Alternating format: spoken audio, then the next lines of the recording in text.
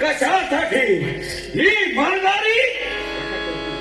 स्वतःच्या भुकेचं क्षमन करण्यासाठी फिरते, पण माझा भक्ष नेत्र समोर येत नाही याला कारण आहे. या विश्वात कित्येक जीव सृष्टी आहे, पण यातील मी भक्षण करते ते काय तर नवजात हरवतो, मग ती कुणाची असो, पशु पक्षी कृमी कीटक मानवाची बालक जो नवजात जीव या विश्व पटांगणावर जन्मास येतोय अशा प्रत्येकाला मी भक्षण करते. पण आजच्या दिनी पहिलाच आहे माझ्या उठाचा क्षमन करणारा माझा भक्ष माझ्या